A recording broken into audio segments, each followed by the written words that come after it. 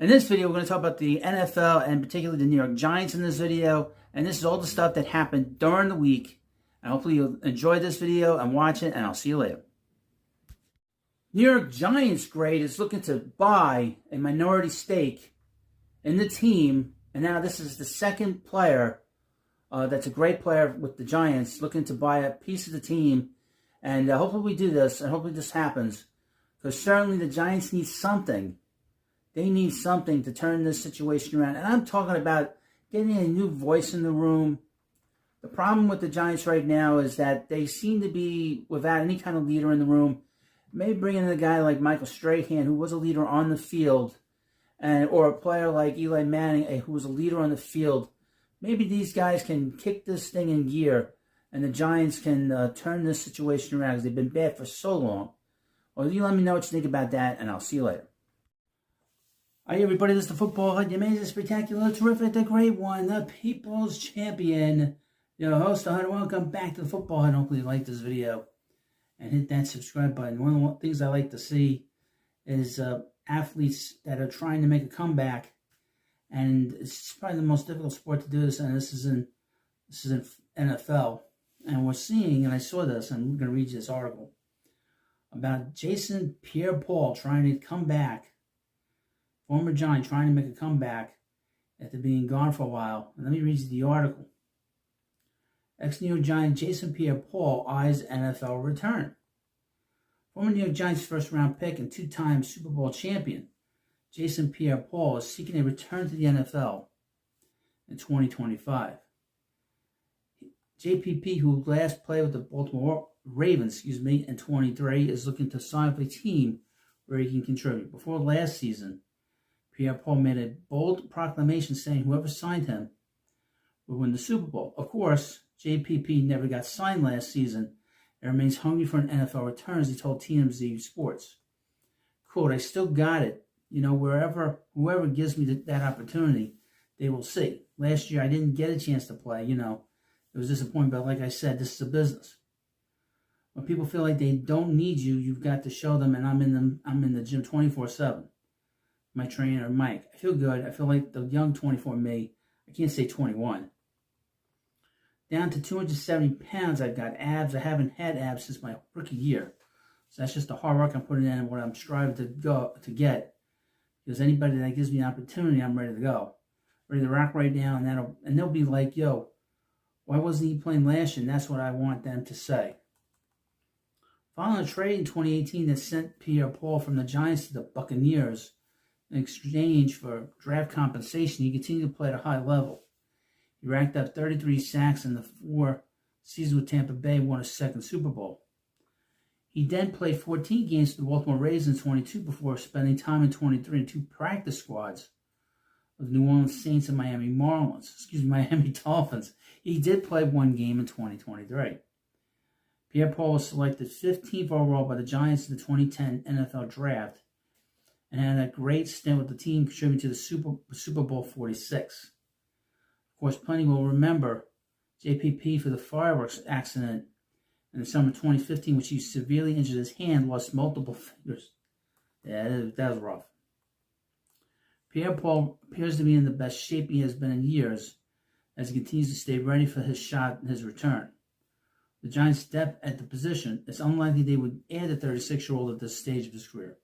You never know. Well, we wish him well. He was a great Giant. He spent a lot of years here with the Giants, and we have nothing but the best for him. And hopefully he finds a team. Hopefully he just gets on a practice squad. That'd be good. But at his age, it's going to be tough. 36 years old is tough. Especially in the NFL. The NFL's, they want the young guys. So young guys don't get hurt nearly as often as the older guys. That's for sure. So thank you for watching this video. Of course, please subscribe to Football Hut, and I'll see you later. Hi, everybody. This is the Football Hut, the amazing, spectacular, terrific, the great one, the People's Champion, your host, the Hut, and welcome back to the Football Hut. Hopefully you like this video. Easy for me to say. Let's talk more about Shedeur Sanders, more fallout, and some more stuff's coming out. It's an article from the GiantsWire.USA today. Shedeur Sanders knows he didn't hit it off with the New York Giants coaches. One of the surprises from the 2025 NFL Draft was the Giants traded up for a second first-round pick. With that pick, General Manager Joe Schoen selected Ole Miss quarterback Jackson Dart, who he clearly didn't believe would be available in round 2. It's also reported previously that the Giants would have selected Shedeur Sanders had Dart not been available. The Giants are going to be incredibly hard on quarterbacks during their draft evaluation process. They provide prospective quarterbacks with a playbook that has intentional mistakes in it. The goal is to see the quarterback and spot the mistakes. Sanders failed to accomplish that, and the Giants called him out on it. That angered the quarterback, and the rest of the interview did not go well. In discussing the outcome of the draft with NFL executives around the league, ESPN's Jeremy Fowler learned that Sanders knew that interview didn't go well. The article goes, the Giants worked out Shedeur Sanders the week before the draft. Sanders sensed much earlier that New York probably wasn't in the cards for him. Sanders openly acknowledged during the pre-draft process that he didn't hit it off with Giants coaches, according to a source. Ultimately, Sanders fell to the Cleveland Browns in the 5th round of the draft, where he will still compete for the starting role with Joe Flacco and Dylan Gabriel. Deshaun Watson will likely miss the entire 2025 season, recovering from an Achilles tendon tear that required multiple surgeries. As for the Giants, they are quite content with how the draft turned out and have high hopes for Dart, especially since he will get the benefit of learning from Russell Wilson for a year before he is asked to step onto the field. Now, one of the things that was said during the interview process is when they gave him a mistake, to Sanders, and he didn't answer right. And they asked him, they said that he made a mistake, and he's like, I guess maybe I'm not the right guy for you. I'm not the right quarterback. You can get mistakes wrong and have don't get all the answers right and still have a good interview. But that answer and his attitude is really what hurt him. From what the rumor is more of it's just a sort of shrugging off of the Giants, having the nerve to even ask him certain things. And this is sort of custom to sort of do this with quarterbacks, to give them, not easy questions, but give them hard questions to see if they catch any kind of problems they might encounter. Specifically with the playbook or some play, or they ask him to explain a play that he might have done when he was playing for Colorado, for his father. So maybe they might have asked him, why did you throw it to this guy? And that's clearly the guy was open, or why'd you throw it to him instead? Stuff like that. I'm sure they asked him. But you got to look at it as a job interview. This was a job interview that he had with the Giants, and he didn't get it. And then the funny thing is that he gets punked on draft night with that kid from the kid that's the son of Jeff Albright, the former Jets head coach. Calls him and pranks him, tells him that he's from the Seahawks and that he's going to get drafted. And then he doesn't get drafted. That's bad enough, but then he has to go to the 5th round. Then he gets drafted in the 5th round, which is pretty bad by what would have been his standards. People thought he was going to go number 1. And then, of course, he gets drafted by the Browns.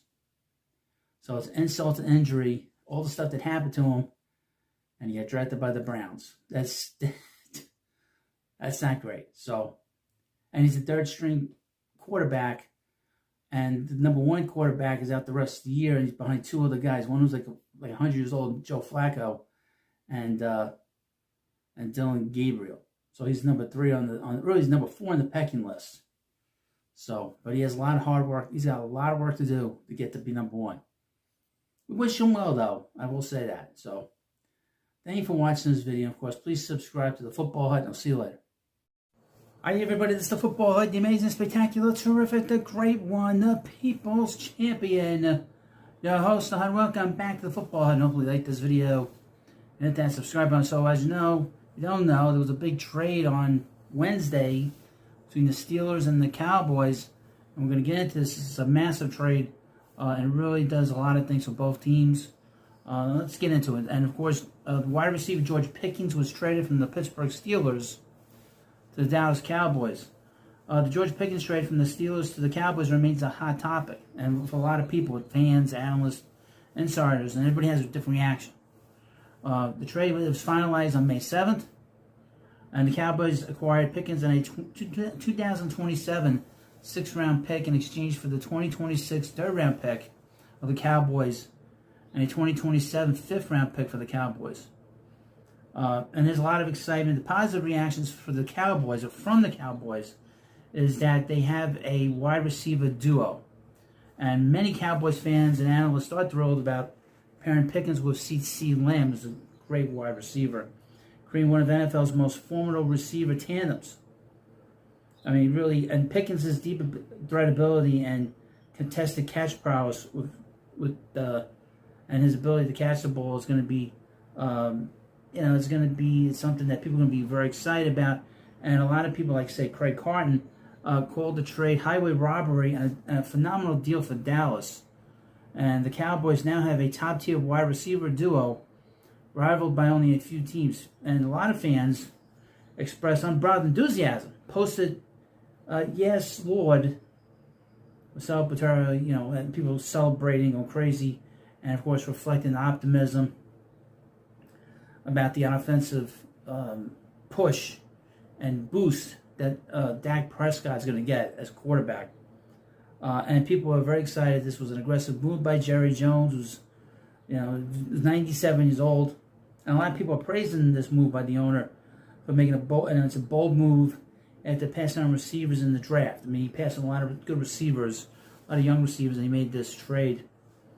And a lot of people acknowledge Jones' aggressiveness, knowing that Pickens' talent for splash plays is undeniable, even if his consistency and decision-making are questioned. The trade is seen as a response to Dallas' lackluster 7-10 season in 2024 and their 21st ranked passing offense, which fans suggest the Cowboys' win total could easily surpass 7.5 Pickens' addition. Well, it should.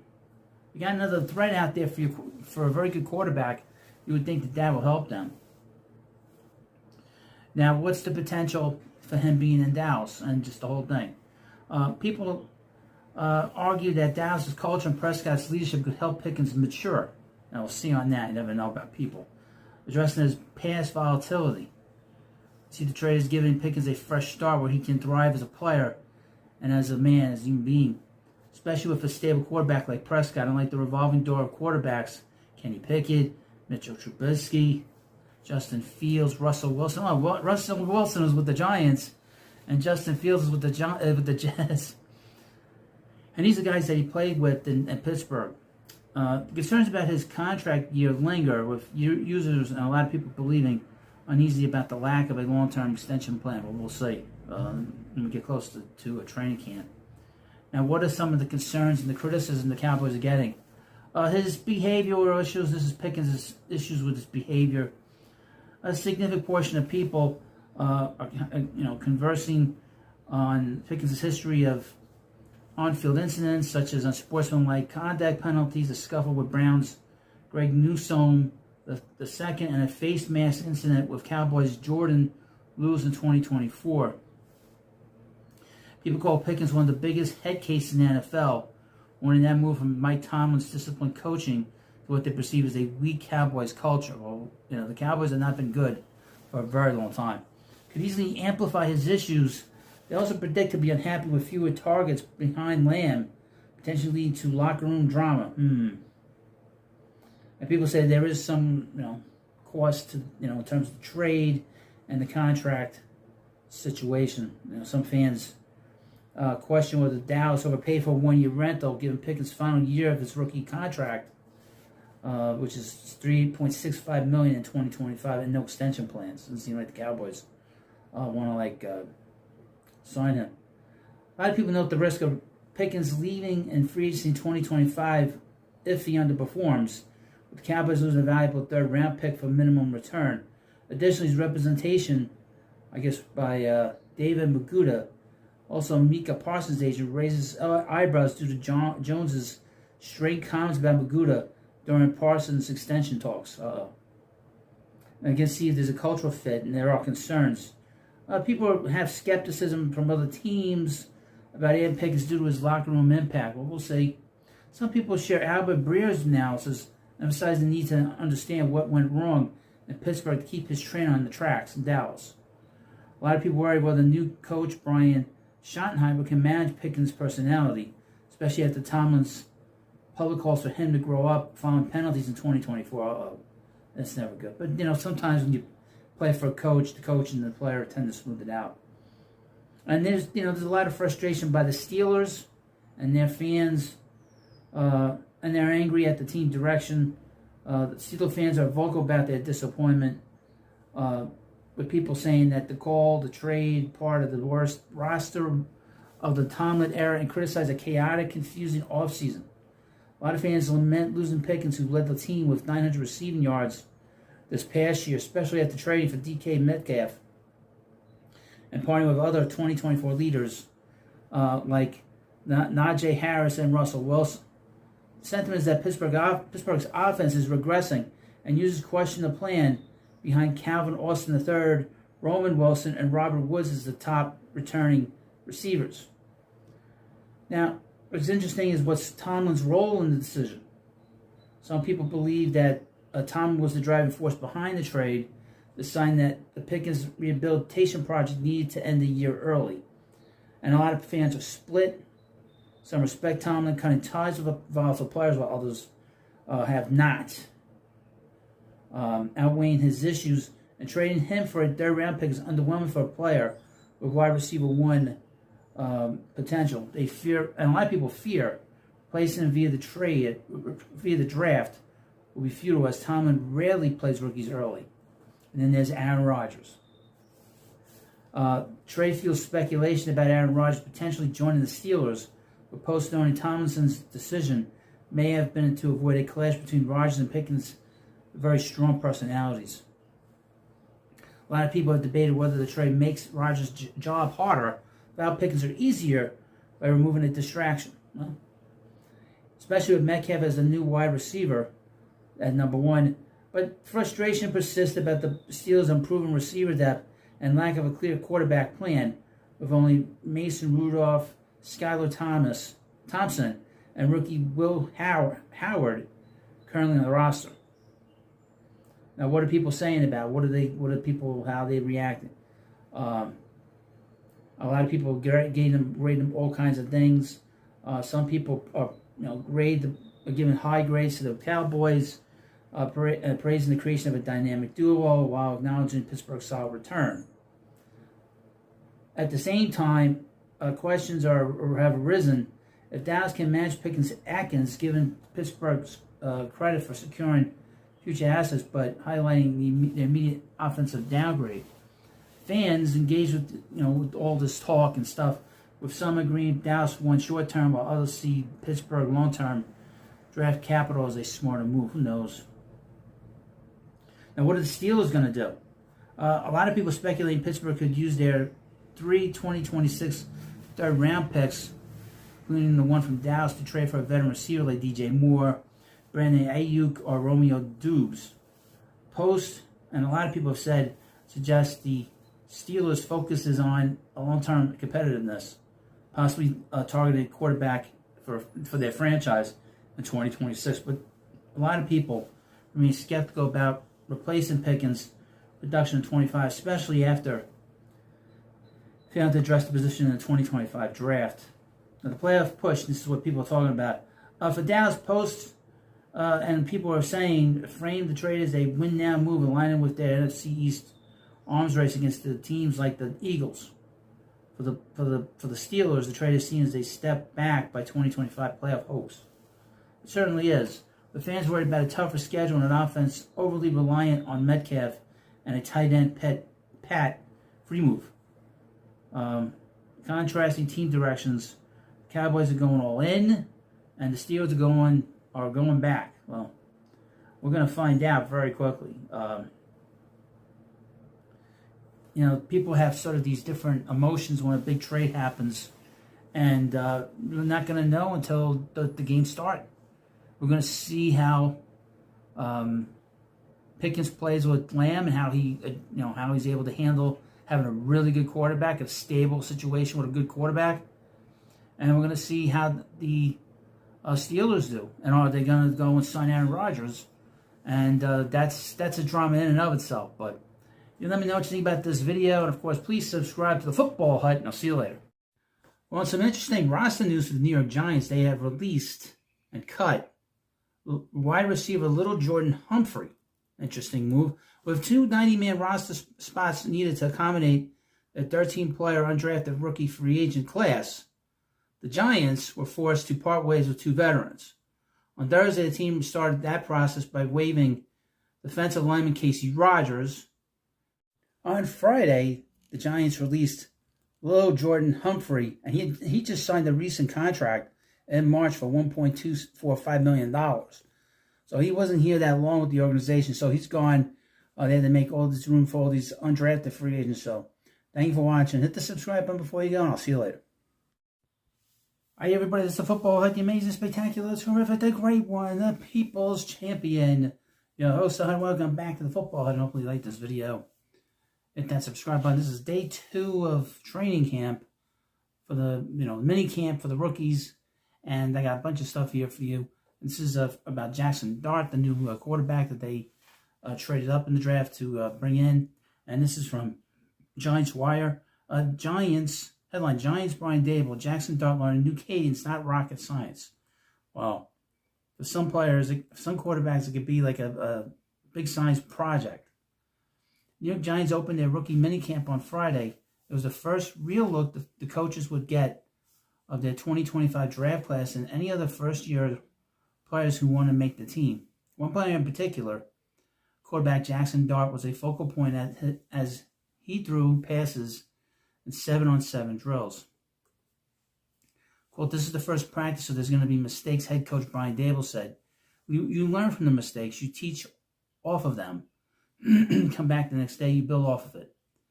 There'll be some good things. There'll be some bad things. It's the first day of camp. He hasn't thrown with any of these guys.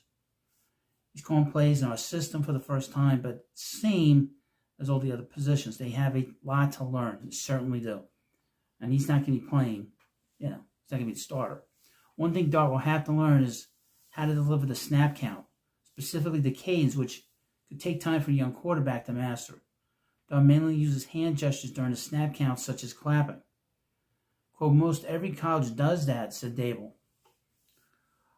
I mean, I did it when I was at Alabama in 2017. I think Hurts and Tua are doing a good job of cadences in the league. Daboll was referring to Tua Valova and Jalen Hurts, two successful NFL quarterbacks he coached in college. I mean, most college guys haven't done it, Daboll said about cadences. I would say most of them are, you clapping. When I first went to go to Alabama, I didn't know anything about clapping. These SEC stadiums, you can't hear them. I'm like, how's this going to work? But you hear it. Again, any of these new players, quarterbacks, free agent quarterbacks, first round, like most of them, haven't done a cadence, but I mean, it's not too hard to learn a cadence. You say a couple of words, voice inflection, you continue to learn from that. I wouldn't say it's like rocket science to learn a cadence. Daboll was asked how much freedom Dart would have with the snap count at first. It's a weapon for a quarterback. Fortunately, we have Russell Wilson, who's done it for a long time, and Jameson Winston. You try to let the younger guys, even like Tommy DeVito, hear those guys, and you try to make it as similar as you can, because now they're in with different linemen. You don't want one cadence to sound like something. So those quarterbacks do a good job in the room of trying to get it to sound like the guy that's running it. So Russ is running it. He's got a certain style of cadence. We can kind of work off him. We'll say it together. Hey, you're a little bit off on the rhythm. He'll be in there with those older guys. And, how do you do it? But he did walk through it again. I wouldn't say it's rocket science to give a cadence. There's an art to it, and the really, really good ones are exceptional at it. So we'll work with them on it. There's a lot of work to do with this quarterback room. 3 of the 4 players in the room are new to the offense. Daboll has trained many a quarterback, both rookie and veteran. It's what he does, and we'll see how he does, because the mixed bag with Daniel Jones, as you know. The first year of Daniel Jones was excellent with Daboll, but after that, injuries took hold, and the same sort of uninspired play from Jones came back. So you let me know what you think about this video. I have plenty of videos on this channel. Not going anywhere. And, of course, please subscribe to Football Hut, and I'll see you later. Hi, everybody. This is the Football Hut, the amazing, spectacular, terrific, the great one, the People's Champion. Your host, and welcome back to the Football Hut. Hopefully you like this video. Hit that subscribe button. This video, we're going to talk about Cam Skadaboo, sensation, running back that they drafted this past April.